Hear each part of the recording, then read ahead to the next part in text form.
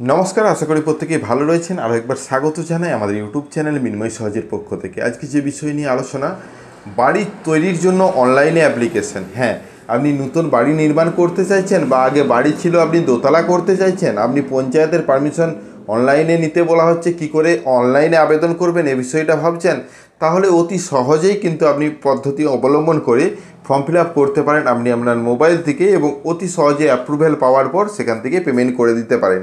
কোথাও যাবার বা কাউকে বলার কোনো প্রয়োজন নেই। আপনার কাছে কয়েকটা ডকুমেন্টস থাকলেই আপনি এই প্রক্রিয়াটা কমপ্লিট করতে পারবেন।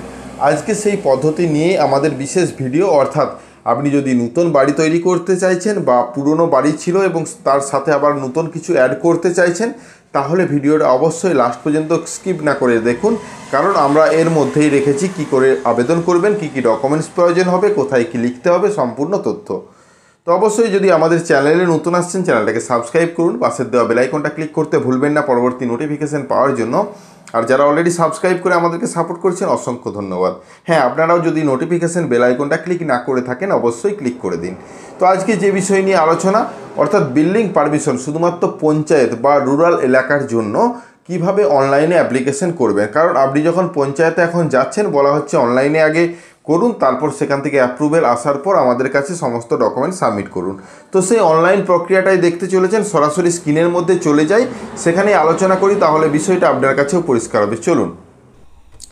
প্রথমেই অফিসিয়াল ওয়েবসাইটটা ভিজিট করলেই এরকম একটা লেখা উঠবে, যেখানে বলা হচ্ছে ডেভেলপমেন্ট অথরিটি বা ডেভেলপমেন্ট বোর্ডের তরফ থেকে এটা অ্যাপ্রুভেল করা হবে। হার্ড কপি আগে পঞ্চায়েত সমিতি বা পঞ্চায়েতে বা ব্লক অফিসে জমা দিতে হবে। যাক, এটাকে এগ্রি করে আপনাদেরকে সম্পূর্ণ ফর্মটা ফিল আপ করতে হবে। কী করে আসবেন? সর্বপ্রথম যে অফিসিয়াল ওয়েবসাইটে আপনাদেরকে আসতে হবে সেটা হলো prdeodb.wb.gov.in। এই অফিসিয়াল ওয়েবসাইটে আসলে এরকম ইন্টারফেস আসবে।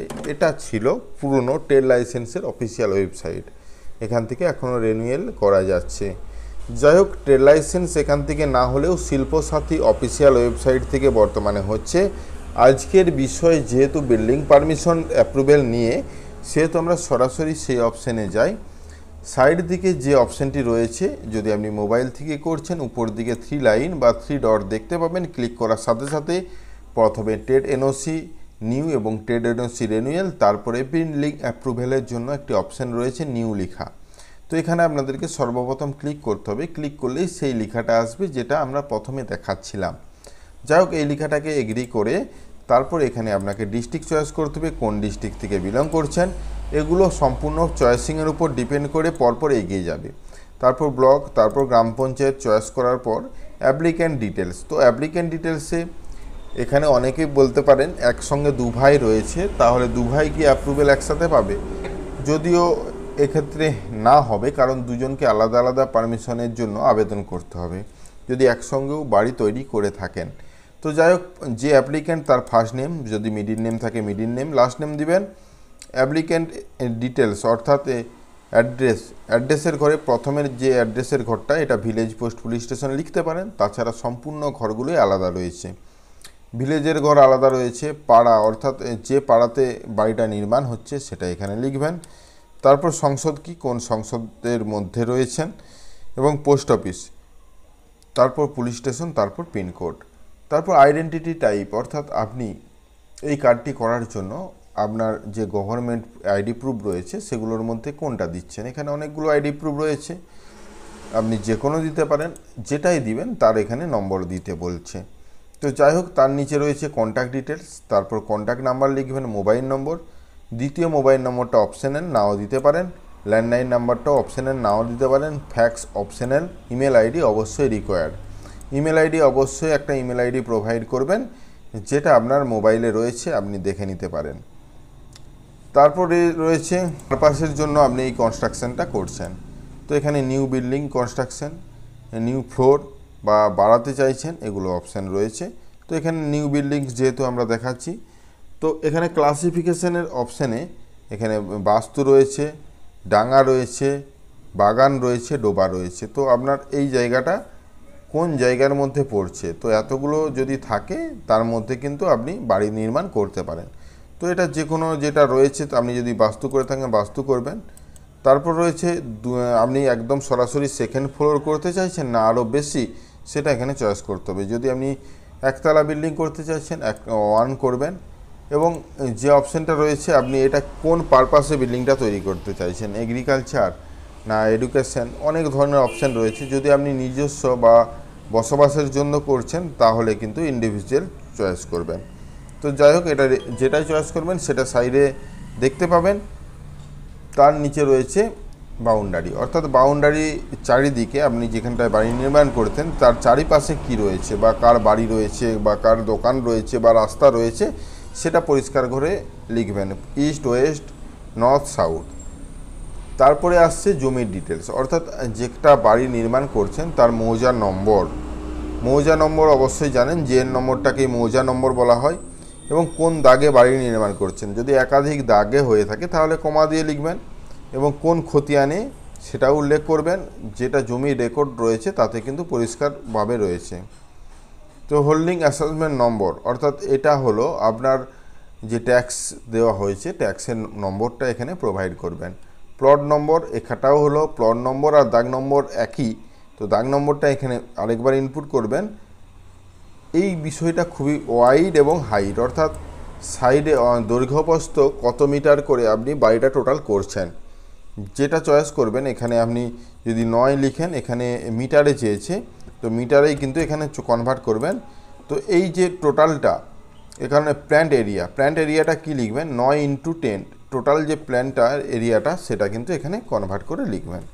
তারপর কি ডকুমেন্টস লাগবে, ডকুমেন্টস হিসেবে প্ল্যান্ট এস্টিমেট যেটা করেছেন সেটার কপি, প্রত্যেকটা কপি পিডিএফ ফরম্যাটে 1 MBর মধ্যে কিন্তু স্ক্যান করে আপলোড করতে হবে। ট্যাক্স ডিটেলস, আপনার পঞ্চায়েত এলাকায় হয়ে থাকলে ট্যাক্সের রসিদ রয়েছে, সেই ট্যাক্স ডিটেলসটা দিবেন এবং সেটা আপলোড করবেন। তারপর রয়েছে আইডি প্রুফ, আপনি যেটা আইডি প্রুফ হিসেবে দিয়েছেন সেটা দিবেন, তারপর সেটাকে আপলোড করবেন 1 MB, অর্থাৎ 1 MBর মধ্যে পিডিএফ ফরম্যাটে। সমস্ত ডিটেলস দেওয়ার পর সাবমিট করবেন। রিমার্কস হিসেবে যদি কিছু লেখার প্রয়োজন পড়ে তাহলে লিখবেন, যেটা পঞ্চায়েতের কাছে পৌঁছাবে, না হলে আপনি না লিখে সাবমিট করতে পারেন। সাবমিট করার সাথে সাথে কিছুক্ষণ প্রসেসিং নেবে এবং দিয়ে এরকম লেখা উঠবে, your application has been successfully saved. তো এটা একটা সেভড হয়েছে, এটা আপনি প্রিন্ট আউট করে নিতে পারবেন। এখানে প্রিন্ট আউট অ্যাপ্লিকেশন অপশান রয়েছে এবং এখানে একটা ডকেট নম্বর প্রোভাইড করা হয়েছে। তো এটা প্রিন্ট আউট করে নিন।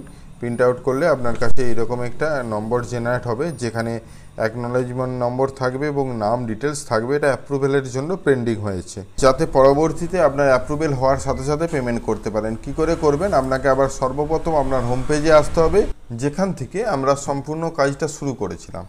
তো এখানে দেখতে পাচ্ছেন যে বিল্ডিং অ্যাপ্রুভেলের জন্য নিউ, এবং এখানে স্ট্যাটাস অপশান রয়েছে, হাউস বিল্ডিং স্ট্যাটাস। এখানে ক্লিক করলে আপনার সেই অ্যাকনোলেজমেন্টটা যেটা আপনি পেয়েছেন, প্রিন্ট আউট করেছেন, সেটা এখানে পেস্ট করবেন। ওটা লেখার পরে সার্চ অপশানে ক্লিক করুন, দেখতে পাবেন অ্যামাউন্টটা 0 এবং আন্ডার প্রসেসে। যখন এটা অ্যাপ্রুভেল হয়ে যাবে এখানে পেমেন্ট অপশান আসবে, এবং আপনাকে যে টাকাটা আপনি দিয়েছেন স্কোয়ার ফুট এরিয়া অনুযায়ী আপনাকে একটা পেমেন্ট করতে হবে। তো পেমেন্ট করার পরে আপনি কপিটা পাবেন।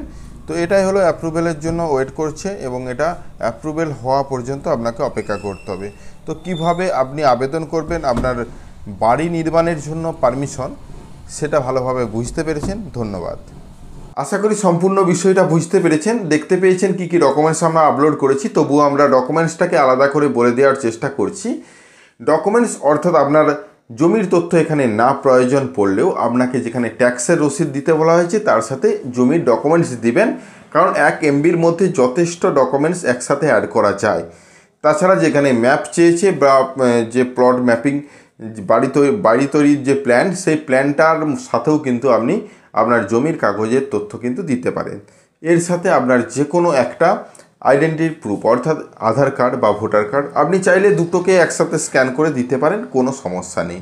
তো এই কটা ডকুমেন্টস থাকলেই আপনি কিন্তু সুন্দরভাবে আমাদের আগের যে পদ্ধতিটা দেখলেন এই পদ্ধতি অনুসরণ করে কমপ্লিট করে নিতে পারেন।